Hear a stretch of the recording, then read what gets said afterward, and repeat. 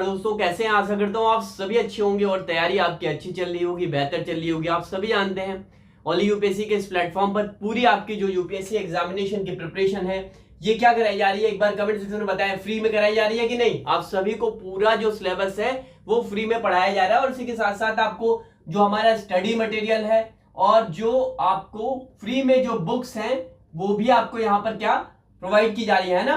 कल देर रात में आपको जो बुक्स हैं वो हमारे टेलीग्राम चैनल पर और व्हाट्सएप ग्रुप पर दोनों प्रोवाइड की गई हैं, दोनों आपको यहां पर मुहैया कराई गई हैं। स्टडी मटेरियल भी आपको मुहैया कराया गया है। आपको मिला है तो प्लीज एक बार कमेंट सेक्शन में बताएं। और आपको पूरी तैयारी फ्री में कराई जा रही है तो सबसे पहले लाइक का बटन दबाएं और इस वीडियो को अपने दोस्तों तक भी शेयर किया करें ताकि ये जो सुविधाएं हैं, जो सर्विसेज हम आपको प्रोवाइड करा रहे हैं वो औरों तक भी पहुंच सके। ठीक है, जो बच्चे नए हैं उनके लिए मैं बता दूं कि यहाँ पर पूरी जो आपकी यूपीएससी की प्रिपरेशन है वो फ्री ऑफ कॉस्ट कराई जा रही है। ऐसे बच्चे जो दूर दराज एरिया से आते हैं, जो पैसों के अभाव में ऐसे मेट्रो सिटीज में नहीं जा पाते, दिल्ली जैसे शहरों में नहीं जा पाते और जयपुर और इस तरह के शहरों में नहीं जा पाते, तो यहाँ पर पूरी जो तैयारी है वो फ्री ऑफ कॉस्ट कराई जा रही है। और अगर आप आज जुड़े हैं हमसे तो आप हमें 9711141048 इस पर आप व्हाट्सएप कर सकते हैं और व्हाट्सएप कॉल भी कर सकते हैं और जो भी इंफॉर्मेशन आपको लेनी है वो आप यहां से ले सकते हैं। ठीक है,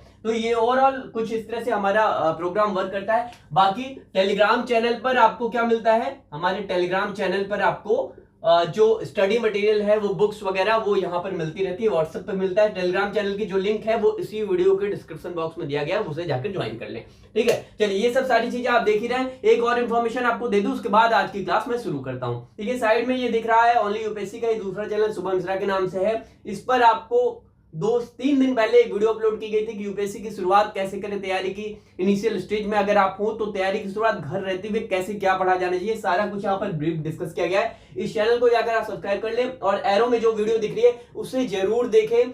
जो लिंक है इस चैनल की, जो वीडियो आपको दिख रहा है उसकी जो लिंक है वो इसी वीडियो के डिस्क्रिप्शन बॉक्स में दिया गया है, जाकर आप उसे देख लें। चलिए आप ज्यादा समय लेकर शुरू करते हैं आपकी आज की क्लास। और जो बच्चे नए हैं उनसे रिक्वेस्ट है कि भैया आपके लिए 2 दिन पहले, आज आपकी ये तीसरी क्लास है। जो बच्चे नए हैं उनके लिए लेक्चर 3 ये है, आपको थंबनेल में भी दिख रहा होगा लेक्चर 3। लेकिन जो बच्चे पुराने हैं उनके लिए आज ये 20वीं क्लास है ना, आप सभी जानते हैं। तो तीसरी क्लास नए बच्चों के लिए थंबनेल में दिख रहा है, लेकिन पुराने बच्चों के लिए क्या है भैया, ये आज आपकी 20वीं क्लास है। ठीक है, तो चलिए अब ज्यादा समय ना लेकर शुरू करते हैं। देखिए लास्ट क्लासेस में हमने क्या देखा था, हमने आर्टिकल 19 को देखा था, अनुच्छेद 19 को देखा था कि किस प्रकार से बोलने की स्वतंत्रता आपको मिलती है, वाक एवं अभिव्यक्ति की स्वतंत्रता आपको मिलती है। ये सारी चीजें हमने देखा था। ठीक है, अब देखिए कई बच्चे ऐसे थे जिन्होंने कमेंट सेक्शन में भी पूछा और टेलीग्राम पर लाइव सेशन में भी पूछा डाउट में अपने, कि जो विदेशी राज्यों के साथ जो मैत्रीपूर्ण संबंध है, मतलब जो आपके बोलने की स्वतंत्रता है उस पर कुछ प्रतिबंध भी लगाया गया है ना, लास्ट क्लास में हमने पढ़ा था। तो ये जो विदेशी राज्यों के साथ अगर मैत्रीपूर्ण संबंध आप बना रहे हैं तो इस पर आप पर प्रतिबंध लगाया जा सकता है, ये आपको बताया गया था। तो वो बच्चे पूछ रहे थे इसका मतलब क्या है, उसको मैं आज थोड़ा सा डिस्कस करता हूं। क्या भैया, विदेशी राज्यों के साथ मैत्रीपूर्ण संबंध क्या है? अच्छा, ये मूल अधिकार हम लोग पढ़ रहे, स्वतंत्रता का अधिकार है ना, स्वतंत्रता का अधिकार है ना, right to freedom, right to freedom, right to freedom, article 19 से 22 तक ये है राइट टू फ्रीडम। तो क्या भैया, जो आपका विदेशी राज्यों के साथ मैत्रीपूर्ण संबंध अगर आप बनाते हैं तो इस पर प्रतिबंध लगाया गया है ना बोलने पर। तो ये क्या इसका मतलब है, प्रतिबंध क्या है? विदेशी, ये थोड़ा सा मैं बता देता हूं, थोड़े कीवर्ड्स है। विदेशी राज्यों से मित्रतापूर्ण संबंध, मित्रतापूर्ण संबंध, इसका क्या मतलब है? ठीक है, फ्रेंडली रिलेशन अगर आप करते हैं फॉरेन कंट्रीज के साथ, फॉरेन जो स्टेट के साथ, तो ये कैसे आप पर ये प्रतिबंध क्या लगाया गया है, क्यों ऐसा है? देखिए अगर कोई व्यक्ति कुछ ऐसी एक्टिविटी करता है, कुछ ऐसा बोलता है, इसका ये साफ मतलब है कि अगर कोई व्यक्ति क्या भैया कुछ ऐसी एक्टिविटी करता है, कुछ ऐसे स्टेटमेंट बोलता है, कुछ ऐसे शब्दों का इस्तेमाल करता है जिससे हमारे किससे? जिससे हमारे विदेशी राज्यों, पड़ोसी राज्य हैं या जो विदेशी राज्य हमारे हैं, मतलब बाहर के जो देश हैं, उनसे क्या है हमारे संबंध अगर खराब हो रहे हैं।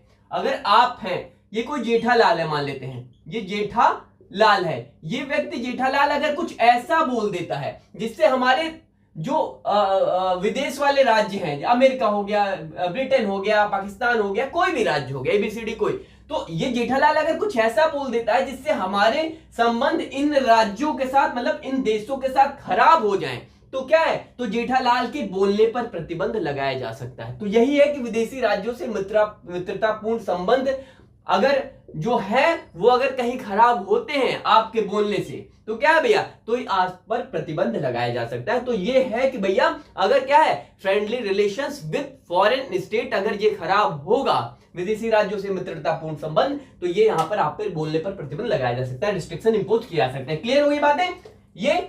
चलिए अब प्रतिबंध और 2-3 थे जो मैंने कल बताए थे आपको, लेकिन कुछ बच्चों को वहां पर चीजें क्लियर नहीं हुई थी, टेलीग्राम पर मुझे चीजें मिली थी। लोक व्यवस्था क्या था भैया? लोक व्यवस्था का मामला था कि भैया पब्लिक ऑर्डर का मामला था। कहा था ना पब्लिक ऑर्डर, यानी लोक व्यवस्था पर अगर प्रश्न चिन्ह उठता है, क्वेश्चन मार्क उठता है, तो वहां पर भी प्रतिबंध लगाया जा सकता है। क्या था भैया? लोक व्यवस्था, है ना। अगर आप कुछ ऐसा बोलते हैं, ठीक है, आप कुछ ऐसा बोलते हैं जिससे क्या भैया, जिससे लोक व्यवस्था यानी कि जो हमारी रूल्स रेगुलेशंस है, मैंने क्या है, समाज में अव्यवस्था उत्पन्न हो जाए। तो बात को समझिएगा, क्या है, आप कुछ ऐसा बोलते हैं समाज में अव्यवस्था ये उत्पन्न हो जाए, ठीक है, तो भैया क्या है, तो ये आपके बोलने पर प्रतिबंध लगाया जा सकता है। लोक व्यवस्था का मतलब यही है पब्लिक ऑर्डर से, कि अगर आप कुछ ऐसा स्टेटमेंट देते हैं कि सोसाइटी में क्या है भैया, कुछ ऐसी स्थिति बन जाए जिससे मतलब ये कहते हैं समाज में व्यवस्था जो है वो बिगड़ जाए, ठीक है, तो ये क्या है भैया, ये आपका पब्लिक ऑर्डर है, यहां पर आपके बोलने पर तब प्रतिबंध लगाया जा सकता है, इसकी ये मीनिंग है, ठीक है। क्लियर होगी बातें? चलिए अब देखिए ये जो क्या है, जो हमने देखा, क्या हमने जो अभी पहला क्या देखा, पहला हमने देखा कि भैया किसी राज्यों के साथ अगर मैत्रीपूर्ण संबंध है और आप ऐसा कुछ बोलते हैं, अगर हमारे संबंध खराब हो रहे हैं, तो वहां पर आपके बोलने पर प्रतिबंध लगाया जा सकता है। ये जो मामला है विदेशी राज्यों के साथ मैत्रीपूर्ण संबंध वाला, है ना, ये हमारे मूल संविधान में नहीं था। मतलब मैत्रीपूर्ण संबंध वाला जो मामला है पहला, है ना, पहला जो पॉइंट मैंने अभी बताया, ये जो पॉइंट है ये हमारे मूल संविधान में यानी कि वहां नहीं डिस्कस किया गया था, मतलब वहां पे उल्लेख नहीं था, इसको बाद में जोड़ा गया। ये जो है ना, इसको क्या किया गया, बाद में जोड़ा गया, पहले संविधान संशोधन 1951 द्वारा, ठीक है, प्रथम संविधान संशोधन फर्स्ट अमेंडमेंट एक्ट के थ्रू इसको यहां पर जोड़ा गया था आर्टिकल को, ठीक है, इसको आर्टिकल 19(1) में क्या किया गया था, जोड़ा गया था। कब? 1951 में, ठीक है, 1951 में पहले संविधान संशोधन के द्वारा इसको जोड़ा गया था, ठीक है। क्लियर हो गई बातें? चलिए अब मैं इसको क्या करता हूं, चलिए एक और मैंने बताया था, क्या था भैया, शिष्टाचार, है ना, मोरालिटी वाला जो मामला था, क्या था, अगर आप शिष्टाचार कहीं खतरे में आ रहा है तो भी आपके बोलने पर प्रतिबंध लगाया जा सकता है। मोरालिटी वाला मामला था, है ना भैया। ये शिष्टाचार का मतलब क्या होता है, देखिए आप कुछ ऐसी बात बोलते हैं जो क्या होता है, जिससे भैया कि ये कहे कि आप अश्लीलता प्रकट हो, क्या हो, अश्लीलता प्रकट हो आपकी बातों में, जिससे माहौल खराब हो, है ना, अश्लीलता। बात को समझिए, कुछ ऐसे स्टेटमेंट आप देते हैं, कुछ ऐसी बात आप बोलते हैं, ऐसी अभिव्यक्ति करते हैं आप, जिससे क्या हो, जिससे अश्लीलता पैदा हो, तो क्या भैया ये क्या है, ये इस पर आप पर रोक बोलने पर लगाई जा सकती है, ठीक है, आपके एक्सप्रेशन पर जो है वो रिस्ट्रिक्शन इंपोज किया जा सकता है। क्लियर हो गई बातें? कुछ ऐसा बोल रहे हैं जिससे पब्लिक में अश्लीलता फैल रही है, तो ये क्या है, ये शिष्टाचार वाला मामला है। शिष्टाचार पर अगर प्रश्न चिन्ह लग रहा है तो क्या होगा भैया, यहां पर प्रतिबंध लगाया जाए। ये मीनिंग मैं डिफाइन कर रहा हूं, लास्ट में मैंने बताया था, तो कई बच्चे टेलीग्राम लाइव पर जुड़े हुए थे जो उन्होंने बोला कि सर इसकी मीनिंग थोड़ा सा और डिफाइन कर दी जाए, यही वजह है कि मैं इसको डिफाइन किया, ठीक है। आपके जो भी फीडबैक होते हैं उस पर यहां पर काम किया जाता है, आप कमेंट सेक्शन में भी लिखते हैं तो भी उस पर क्या होता है कि आप सभी स्टूडेंट्स का जो भी है कमेंट में आपको रिप्लाई भी मिलता होगा, आप देखते होंगे। ठीक है, आपको चीजें समझ में आ रही है तो प्लीज एक लाइक का बटन दबाएं, अपने दोस्तों तक भी इस वीडियो को शेयर करें और कमेंट में बताएं कि आपको चीजें समझ में आ रही है नहीं आ रही है। कुछ जैसा अगर पढ़ाने का तरीका आपको समझ में आ रहा है तो भी कमेंट में बताएं। कोई चेंजेस आपको लाने हैं यहां पर देखने को चाहिए तो भी आप प्लीज कमेंट सेक्शन में एक बार बताएं। ठीक है, अब बताया गया था कि आपको स्वतंत्रताएं मिली हुई है कुछ, है ना। क्या मिली हुई है? ये तो प्रतिबंध था, आपके बोलने पर प्रतिबंध लगाया जा सकता है, बाकी आपके बोलने पर स्वतंत्रता भी मिली हुई है ना।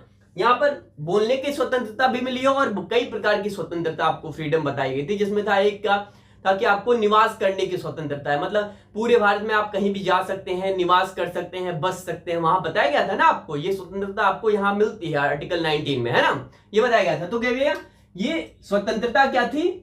ये स्वतंत्रता फ्रीडम आपको मिली हुई है ना। एक क्या नाम है इसका फ्रीडम का? इसका कि भैया निवास करने की स्वतंत्रता, निवास करने की स्वतंत्रता, है ना। कल मैंने आपको बताया था। ठीक है, ये जो निवास करने की स्वतंत्रता है आपका राइट टू सेटल वाला मामला है, तो ये जो राइट टू सेटल वाला मामला है इस पर कुछ क्या है, कुछ रिस्ट्रिक्शन लगाए गए हैं। मतलब राइट टू सेटल वाले मामले पे क्या है भैया, इस पर कुछ रिस्ट्रिक्शन यानी प्रतिबंध भी लगाए गए हैं। क्या इस पर क्या प्रतिबंध है? मतलब आप पूरे देश में कहीं भी जाकर निवास कर सकते हैं, बस सकते हैं, ये मैंने आपको बताया था। लेकिन लेकिन लेकिन यहां पर कुछ ऐसे क्षेत्र है, कुछ ऐसे भारत के कुछ ऐसे एरिया हैं जहां पर आपको जाने पर प्रतिबंध है, बसने पर प्रतिबंध है। ठीक है, अब वो क्यों लगाया गया है? देखिए कुछ ऐसे एरिया जैसे आप ये कह सकते हैं कि जो एसटी समुदाय के लोग हैं यानी अनुसूचित जनजाति के लोग हैं, है ना, अनुसूचित जनजाति के लोग, जनजाति। ठीक है, ये लोग जो है जहां ये लोग रहते हैं, बसते हैं, इनके क्षेत्रों में, यहां जिन एरिया में ये रहते हैं, इनके क्षेत्रों में, इनके एरिया में आपको जाने पर, निवास करने पर प्रतिबंध। वहां आप बसना चाहें, वहां पर अपना घर बनवाना चाहें तो यहां पर आप नहीं जा सकते, नहीं बस सकते।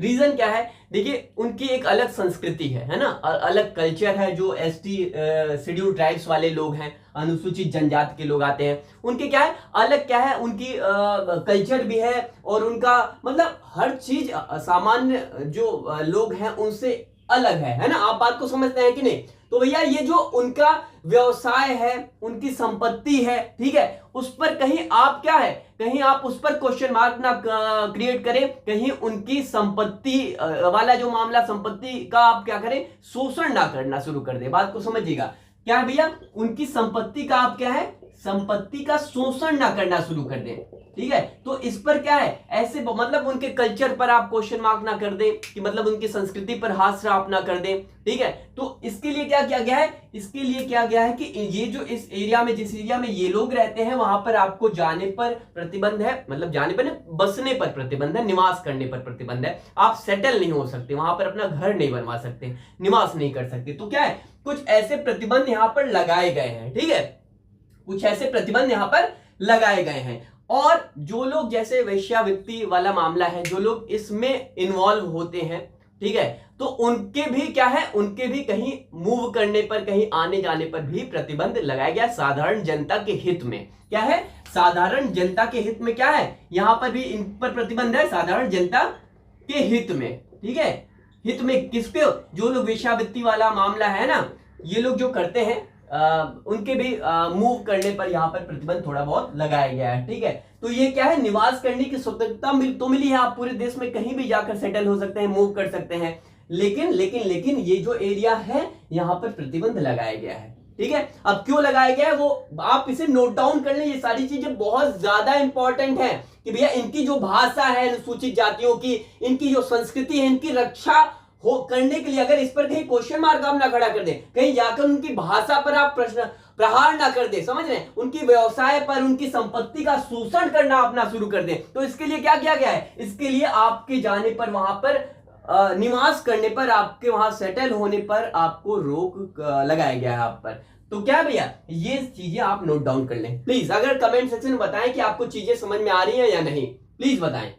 चलिए आप इसको आपने नोट डाउन कर लिया, तो भैया क्या है यहां पर आपने क्लियर कर लिया ना, लिख लिया ना कि भैया ये क्या है, बाहरी लोगों के जाने पर वहां पर प्रतिबंध लगाया जा सकता है, लगाया गया है, ठीक है, इनके क्षेत्रों में। तो क्लियर हो गई चीजें।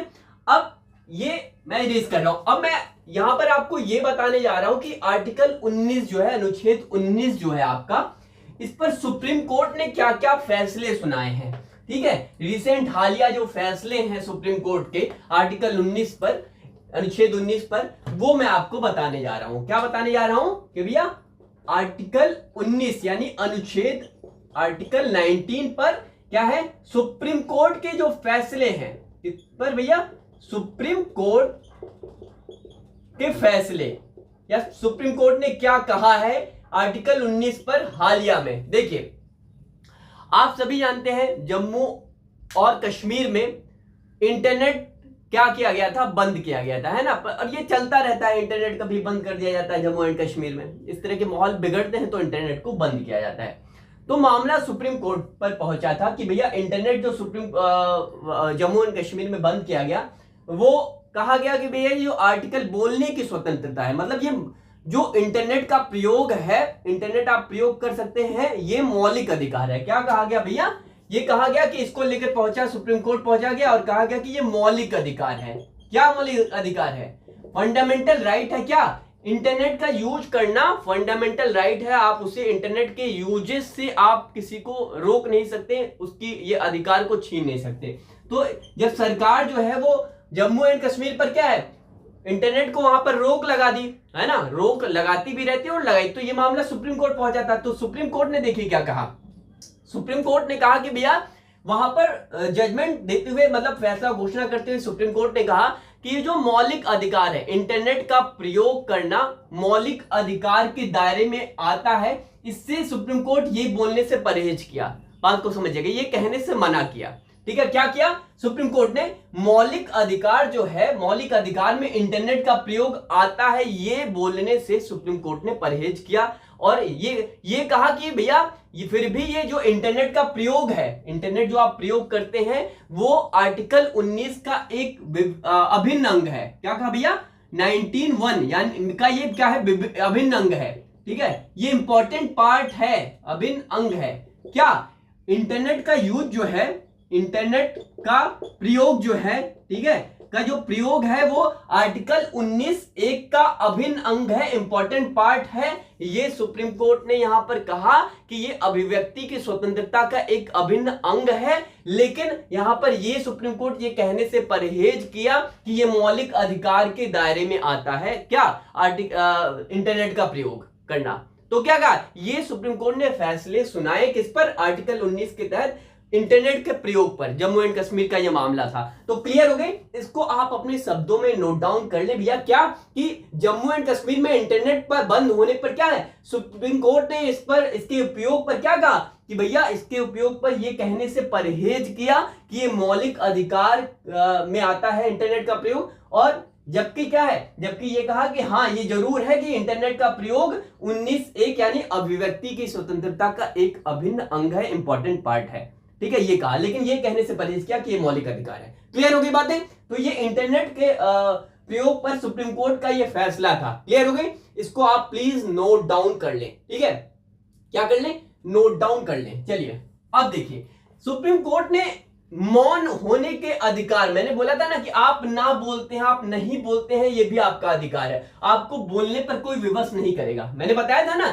ये भी आपको अधिकार मिले हुए हैं, यानी कि मौन रहने का अधिकार। क्या भैया, मौन रहने का अधिकार, मौन रहने का अधिकार। अच्छा, ये आपको मालूम था क्या किसी को कि मौन रहने का अधिकार जो है, किसी को मालूम था क्या कि ये जो मौन रहने का अधिकार जो है वो आर्टिकल 19 में आता है? किसी को मालूम था अनुच्छेद 19 में आता है?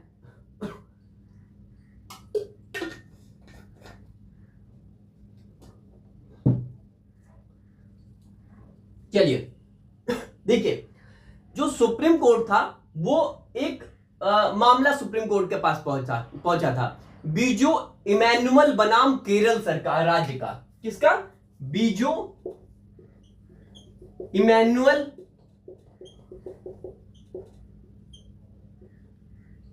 बनाम केरल राज्य केरल राज्य, मतलब ये दोनों के बीच में विवाद था। ये जो मामला है ये पहुंचा था सुप्रीम कोर्ट में, ठीक है। और सुप्रीम कोर्ट ने इस मामले पर क्या है फैसला सुनाते हुए कहा 1986 में, ये 1986 में ये मामला पहुंचा था सुप्रीम कोर्ट के पास, ठीक है।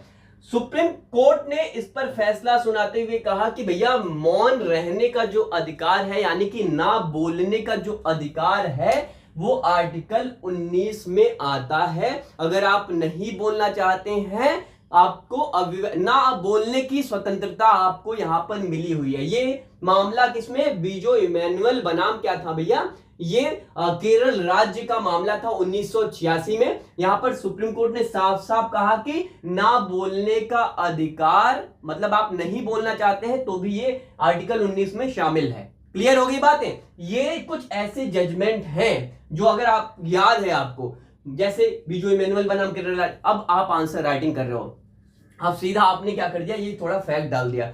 ये मैं आपको इसलिए बता रहा हूं, ये सारी चीजें थोड़ी थोड़ी याद रहनी चाहिए। आप आंसर लिख रहे हो, कोई आप लिख रहे हो, कोई और भी कैंडिडेट लिख रहा है, आपके आंसर में और इस कैंडिडेट के आंसर में क्यों भैया, आंसर तो वो भी लिख रहा है, उसका भी सही माना जाएगा। अब कोई आइडियल आंसर तो होता नहीं कि भैया यही है, मतलब 2 + 2 = 4, ये होता है ना, दो और दो को जोड़ने पे 4। तो लेकिन ये तो मैथ्स में होता है। अगर यहां पर 2 + 2 = 3 लिख देंगे तब तो गलत हो जाएगा मैथ में। लेकिन जीएस वाले मामले में क्या होता है, कोई आदर्श उत्तर नहीं होता, कोई आइडियल आंसर नहीं होता है ना। तो भैया कहने का मतलब यह है, आप जब उत्तर आदर्श नहीं होता तो ऐसे कैसे होता है कि 10 में किसी को 6 नंबर दे दिया जाता है और 10 में किसी को 3 नंबर दिया जाता है, ऐसे कैसे होता है। ऐसा इसलिए होता है कि जो ये वाला बंदा है, अगर इसने जो आंसर लिखा है वो टू द पॉइंट है और काफी अच्छा आंसर है, मतलब ये फैक्ट वगैरह का यूज करते हुए, मतलब कि अगर एग्जामिनर को लग गया कि आपने आंसर लिखा है, तो भैया ये मानकर चलिए कि यही सब चीजें आपके आंसर को अलग बनाती हैं। करंट से मामला आप जोड़ते हुए आंसर लिखते हैं। और जो सही बात यह है कि इस पेपर, जो जीएस पेपर 2 है, हम लोग पढ़ रहे हैं आपका पॉलिटी का, इस पेपर में जीएस पेपर 2 में ही सबसे कम मार्क्स आते हैं कैंडिडेट के।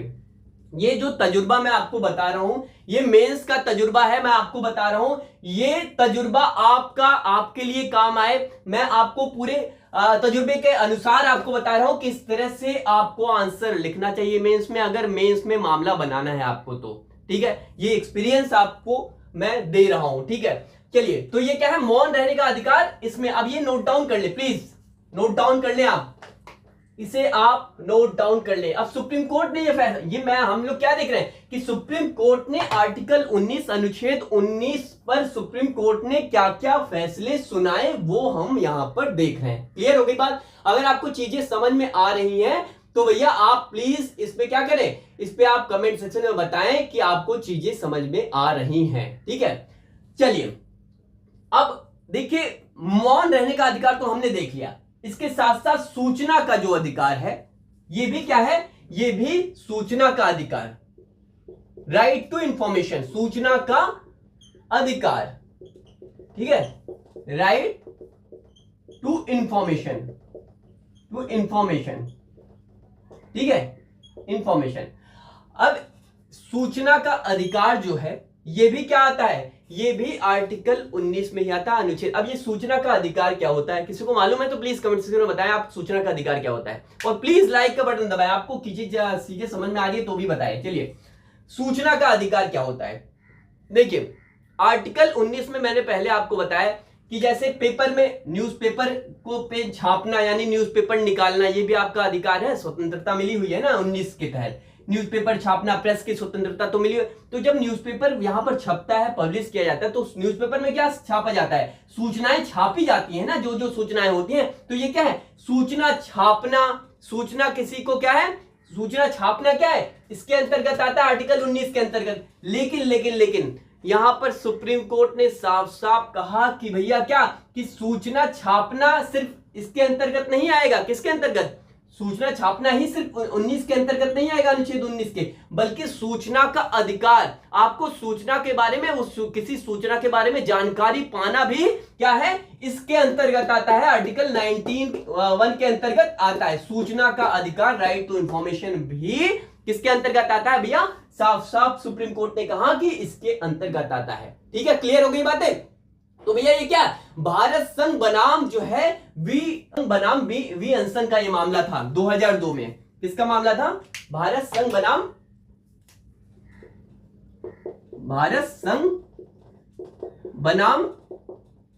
वी अंसन का मामला था ये 2002 में। ये मामले पर सुनवाई कर रहा था सुप्रीम कोर्ट, और सुप्रीम कोर्ट ने यहां पर बोला कि भैया राइट टू इंफॉर्मेशन यानी सूचना का अधिकार क्या है, इस अधिकार में आता है आर्टिकल 19 में। सिर्फ क्या है? सूचना को छापना, सिर्फ सूचना को क्या है? छापना या सूचना को देना ही नहीं है। समझ रहे हैं बात को, कि सूचना हम आपको दे रहे हैं, सिर्फ यही अधिकार इसके अंतर्गत नहीं आता, बल्कि सूचना को पाना। समझ रहे हैं? सूचना को पाना सूचना का अधिकार है। ठीक है, अब आपको पता ही होगा सूचना का अधिकार क्या होता है। अगर नहीं पता होगा कि कैसे किस एक्ट के थ्रू ये राइट टू इंफॉर्मेशन आपके हमारे पास आया, वो आगे हम फर्दर डिस्कस करेंगे, इस पर पढ़ेंगे। ठीक है, तो ये जाने कि सूचना को पाना सूचना का अधिकार आपके पास है। समझ रहे हैं कि आपको सूचना मिलनी चाहिए, इसका भी अधिकार है। सिर्फ छापना ही नहीं इसके अंतर्गत आता है, बल्कि सूचना क्या है।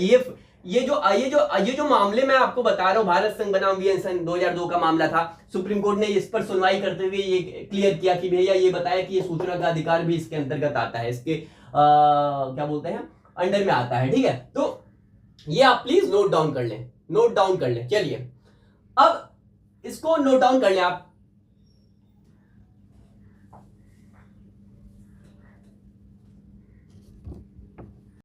चलिए, इसको आपने नोट डाउन कर लिया।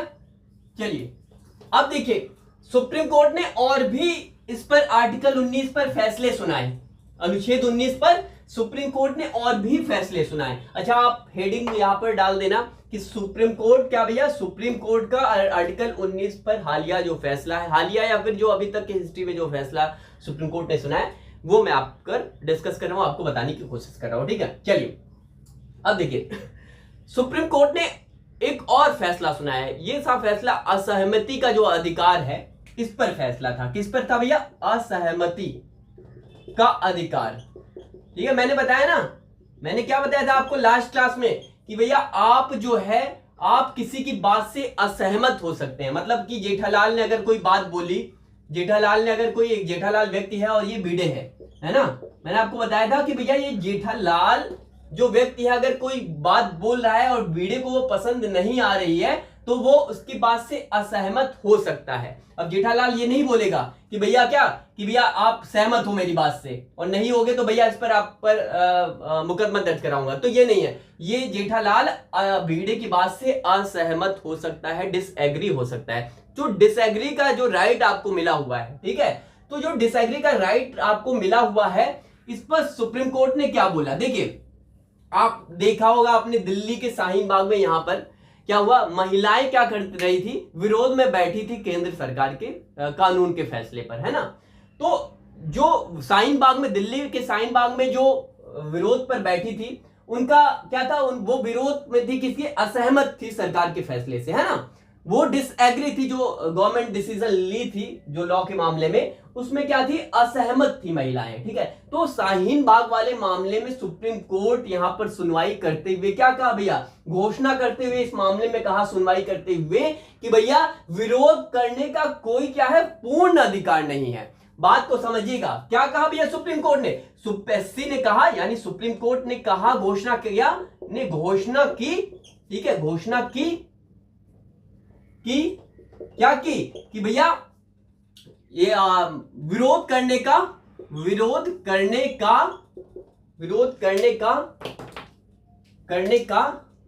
कोई पूर्ण अधिकार नहीं है, कोई पूर्ण अधिकार नहीं है। बात को समझिएगा, इसका क्या मतलब है पूर्ण अधिकार। देखिए, कहने का मतलब है आप किसी भी मामले पर आप धरने पर बैठ जाओ। अब ये है जेठालाल, है ना, जेठालाल ये है ना, और ये क्या है, ये भिड़वई जो मैंने आपको बताया। तो भैया जेठालाल जो है कोई बात बोल रहा है जो भिड़े को पसंद नहीं आ रही है, तो भिड़े ऐसा नहीं है कि धरने पे बैठ जाएगा। बात को समझिएगा, यहां पर कहने का मतलब यह है कि जो शाहीन बाग वाले मामले में सुप्रीम कोर्ट ने साफ साफ कहा कि आपके पास अधिकार है, लेकिन इतना भी पूर्ण अधिकार नहीं है। पूरा अधिकार आपको दिया गया है कि आप क्या है, असहमति का अधिकार पूर्ण अधिकार नहीं है। बात को समझिएगा, ठीक है। सुप्रीम कोर्ट ने साफ साफ कहा कि भैया असहमति का अधिकार जो है वो पूर्ण अधिकार नहीं है। और क्या कहा कि भैया जो अथॉरिटी है, यानी कि जो प्राधिकरण है, वो क्या है, वो आदेश के अधीन है। ये जो लोग हैं वो प्राधिकरणों यानी कि जो आपके प्राधिकरणों के आदेश के अधीन है, आदेश के अधीन है, ठीक है, इसी के अंडर आते हैं। या जो अथॉरिटी है उसके जो ऑर्डर दिए जाएंगे उसी के अंतर्गत ही आएंगे, और आपको बहुत पूर्ण अधिकार नहीं है विरोध करने का। अधिकार आपको दिया गया है लेकिन पूरा अधिकार नहीं है, इस पर भी रिस्ट्रिक्शन है। कहने का मतलब यह है कि आप विरोध करिए, लेकिन पूर्ण अधिकार आप ये समझ लें कि पूरी असहमति का पूरा अधिकार है आपको, कि कोई भी बात बोलेंगे असहमत हो जाएंगे तो नहीं भैया। तो भैया ये सुप्रीम कोर्ट ने साफ साफ कहा, घोषणा किया कि विरोध करने का कोई पूर्ण अधिकार नहीं है। क्लियर हो गई बात है। ये सुप्रीम कोर्ट ने शाहीन बाग वाले मुद्दे पर कहा, लिख लेना आपने, शाहीन बाग का विरोध में एससी ने, सुप्रीम कोर्ट ने ये फैसला करते हुए, घोषणा सुनाते हुए कहा कि भैया विरोध करने का कोई पूर्ण अधिकार नहीं है। यह प्राधिकरणों के आदेश पर क्या है, आदेश के अधीन आता है, इसके अंडर आता है। ठीक है, क्लियर हो गई बातें। चलिए इसको प्लीज नोट डाउन कर, मैं बार बार कहता हूं अपने शब्दों में इसे नोट डाउन कर ले, और जब भी आंसर लिखना है तो करंट वाले मामले, ये पेपर टोटली करंट ओरिएंटेड है। मैं बार बार कहता हूं करंट ओरिएंटेड पेपर है। अगर करंट वाला मामला आप नहीं जोड़कर लिखोगे तो आप खत्म हो इस पेपर में। मेंस के तजुर्बे को मैं आपको शेयर कर रहा हूं कि भैया करंट वाला मामला अगर आपने मेंस में नहीं किया तो आप खत्म हो। ठीक है, इसलिए कहते हैं कि करंट अफेयर का जो रोल है वो इंपॉर्टेंट है। पेपर 2, पेपर 3, ये कुछ ऐसे सब्जेक्ट है, जीएस का पेपर 2, जीएस का पेपर 3, ये दोनों ऐसे सब्जेक्ट है जिसमें करंट ओरिएंटेड मामला बनता है, और इसी में कम नंबर आते हैं कैंडिडेट्स के। ठीक है, तो चलिए इसको आप नोट डाउन कर ले, चलिए तो इस तरह से आर्टिकल 19 जो है, अनुच्छेद 19 जो है वो समाप्त हुआ, वो खत्म हुआ। और देखिए आर्टिकल 19 जो है वो बहुत विस्तृत है, बहुत बड़ा है। मैं बार बार कह रहा हूं, जो हमारा स्टडी मटेरियल है जो आपको प्रोवाइड किया गया है, कल शाम में भी प्रोवाइड किया गया है, उसे आप पढ़ते रहें, और जो चीजें आपको छोटी छोटी चीजें पढ़ी जानी चाहिए वो स्टडी मटेरियल में डाल दी जाती है। ठीक है, तो इसको आप नोट डाउन भी करते रहे। आर्टिकल 19 इस तरह से समाप्त हो गया। अच्छा, आप सभी से एक रिक्वेस्ट ये है कि भैया जो क्लासेस कराई जा रही है उन क्लासेस को पूरा करा करें, और जो नोट्स आप बनाते हो वो आप हमें किस पे 9711141048 इस पर आप व्हाट्सएप किया करो। ठीक है, और अगर आप क्लासेस कर रहे हो, आप को चीजें समझ में आ रही हैं, तो प्लीज कमेंट सेक्शन में बताया करो। देखिए आर्टिकल 20 मैं स्टार्ट करने जा रहा था, आर्टिकल 20। देखिए क्लास की ये जो वीडियो है वो थोड़ी लंबी हो जा रही है, कुछ ऐसे बच्चे कह रहे हैं, लेकिन क्लास अगर सिलेबस को खत्म करना है तो वीडियो आपको क्या है, लंबी देखनी होगी। और क्या भैया, ये जो मामला है, ठीक है, ये जो मामला है सिलेबस का, अगर आप चाहते हैं कि जल्दी कवर हो तो आपसे रिक्वेस्ट है कि पूरी क्लासेस किया करें, और आप सभी की एंगेजमेंट आप थोड़ा बनाएं। जो बच्चे क्लास कर रहे हैं वो प्लीज लाइव जो ऑनलाइन क्लासेस किया करें, डायरेक्ट देखकर क्लासेस किया करें, आपसे रिक्वेस्ट है। इसको डाउनलोड करके आप ना देखा करें, आप सभी से रिक्वेस्ट है कि ऑनलाइन क्लासेस किया करें, और ताकि और भी सारी सिलेबस हम आपको कंप्लीट करवा सके। ये खास गुजारिश है आप सभी से, ठीक है, खास रिक्वेस्ट है कि ऑनलाइन सीधा देखा करें, डाउनलोड करके ना देखा करें। ठीक है, तो ये इस पर आप हमें कांटेक्ट कर सकते हैं, व्हाट्सएप कर सकते हैं। टेलीग्राम की लिंक जो है वो इसी वीडियो के डिस्क्रिप्शन बॉक्स में दी गई है। जल्दी आपके सिलेबस को सारा खत्म करेंगे। इकोनॉमी वाली जो क्लास है अब आपकी शुरू होने वाली है, इसके बाद हिस्ट्री, ज्योग्राफी, सारी क्लासेस जल्दी शुरू होंगी, ताकि आपके एग्जामिनेशन के पॉइंट ऑफ व्यू से सारी चीजें जल्दी खत्म हो जाएं। और भैया ये मैं बार बार कह रहा हूं कि देखिए जो टॉपिक यहां पढ़ाया जा रहा है, सारे टॉपिक कवर किए जा रहे हैं। जो यूपीएससी का जो सिलेबस है, जिस हिसाब से यूपीएससी के एग्जाम के लिए पढ़ाई करनी चाहिए, उस हिसाब से यहां पर चीजें आपको प्रोवाइड कराई जा रही है, कंटेंट। और मेरे जो दावा है वो क्लियर भैया, कि अगर आप इन चीजों को फॉलो करेंगे तो यकीन मानिए कि एग्जामिनेशन का जो मामला है ना, मेंस वाला, उसके करीब आप चले जाएंगे। तो भैया इन चीजों को फॉलो करें। बाकी शुभम मिश्रा वाले चैनल को सब्सक्राइब कर ले, जो मैंने बताया डिस्क्रिप्शन में लिंक दी गई है। चलिए बहुत बहुत धन्यवाद।